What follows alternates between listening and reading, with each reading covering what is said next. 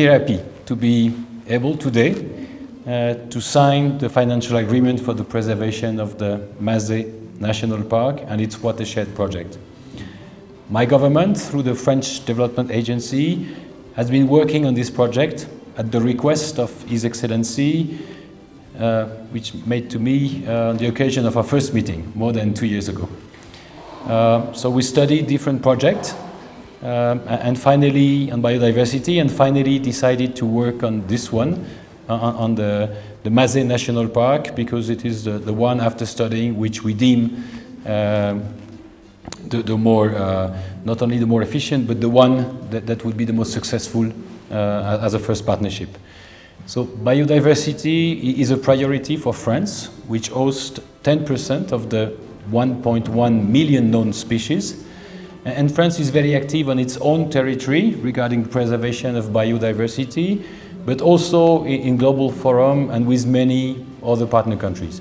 When I was ambassador in Kenya, I had the opportunity to work with the Kenya wildlife on 2 major projects, which are very close, or looking like the one we're going to sign today, regarding the Meru National Park and the Marsabit National Park. So I'm very pleased that we can now develop a project in Ethiopia, which is an incredibly rich country for biodiversity, with more than 6,000 plant species, among which 10% are endemic. It is also the host of many endemic animal species, and it has thus a leading role in the preservation of biodiversity. Today, worldwide, 75% of terrestrial environment is degraded. The main threats to biodiversity are land artificialization, overexploitation, pollution, invasive species, and climate change. Ethiopia is not an exception, and all of these threats put a lot of pressure on Ethiopia's unique biodiversity. Then preservation of biodiversity has to be done with and for the benefit of the people of Ethiopia. There should no longer be a competition between protection of biodiversity and satisfying basic needs of the population. Despite being relatively well preserved, the Mazet National Park's long-term integrity is in danger due to several factors, including an high population pressure with more than 67,000 people living nearby. The communities surrounding the park largely depend on park's resources for their livelihood, and the water level in the park's rivers are decreasing. This project aims at having a comprehensive approach. Firstly, the preservation of biodiversity. Secondly, the improvement in the livelihood of surrounding communities. And thirdly, ensuring sufficient water flow in the park river for the benefit of both biodiversity and the communities. Thus, this project aims at ensuring the park's long-term integrity for the benefit of nature and the communities. I would like to extend a special thanks to the Haile Mariam and Roman Foundation and to the park staff for their active engagement during the feasibility study and their continued commitment to deliver the project. I would also like to thank my own colleagues from the French Development Agency, which has been very active in Ethiopia for the past 25 years to implement France's development action in Ethiopia. We all expect that the Mazet National Park management will be an example for many other beautiful natural parks of Ethiopia. Thank you. Let me begin by thanking His Excellency the Ambassador, who jointly initiated this project with me a couple of years ago. I think with a persistent and continuous support from the Embassy, and as well as the French Development Agency, we are able to come to this end today to celebrate this very momentous occasion.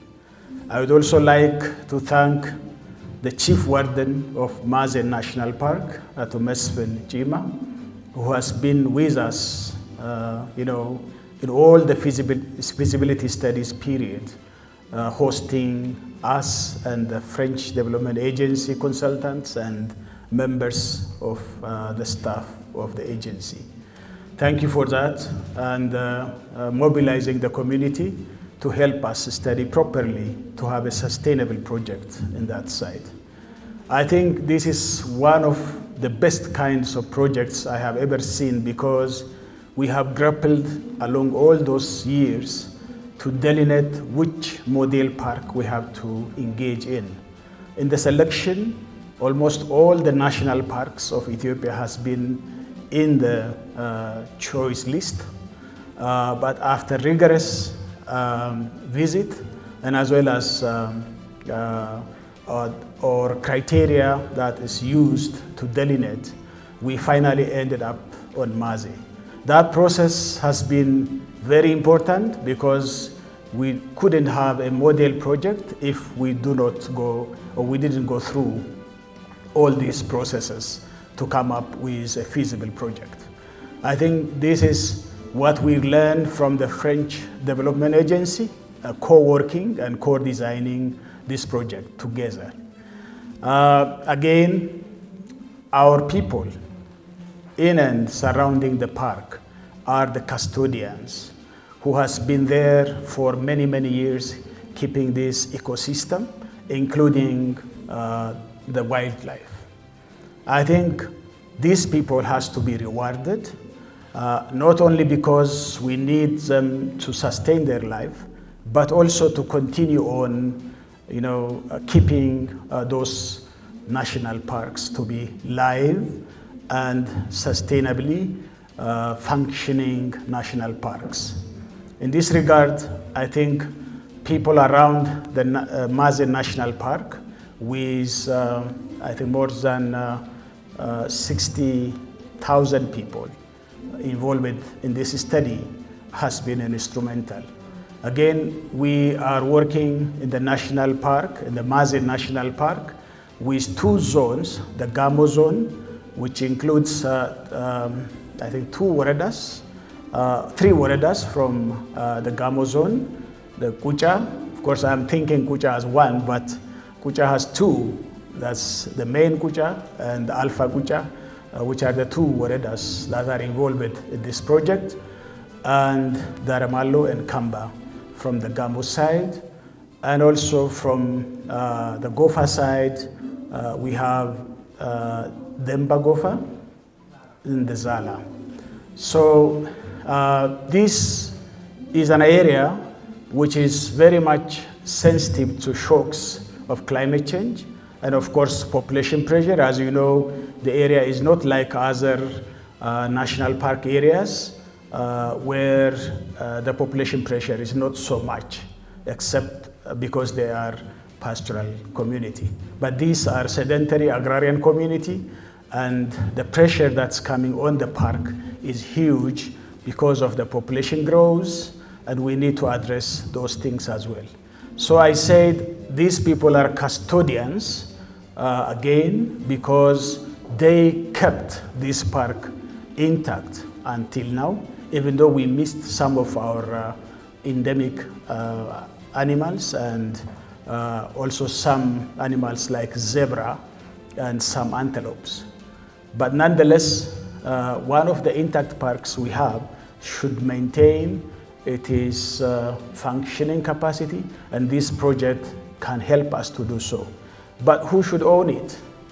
I think the ownership of these national parks all along Africa and Ethiopia should go to the community surrounding the parks.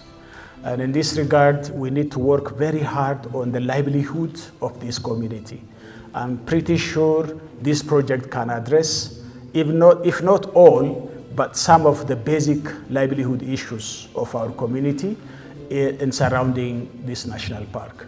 So that's why, as the ambassador said, this project is comprehensive in its design and will serve as a model for the next generation processes in our national parks. I believe in our first phase of 5 years, we will deliver to have a functioning national park, with maintaining its watershed, restoring its ecosystem, and bringing about alternative livelihood issues to our people. And our next phase, I guess, and I want to bring this to your attention, we have to restock some of the species we lost, like the zebra and some other cats. Even though they are there, but very few in number, we need to replenish those things, and we'll see how we make in our first phase to make this park functional. Then we have a chance to restock them so that they will be very good to have a comprehensive tourism product in the national park. So, Your Excellency, Ambassador, again, I want to thank you very much for your persistent, consistent follow-up and your support. And I would like also to thank the leadership of the French Development Agency, from the headquarters up to our Ethiopian office, who have been working with us very closely. And of course, through the process, we interrogated each other, we learned from each other. And finally, we came up with a joint project. This project is not of HRF or of the community or of the government, but of also AFD, but it's a joint project. So I'm sure, because it has been passing those processes, we will see a successful model project. And I can assure you, my staff and myself and the CEO, all of us will work very hard to make this project a success. Thank you very much, and I wish you all the best in the processes to continue, and God bless you all. Thank you.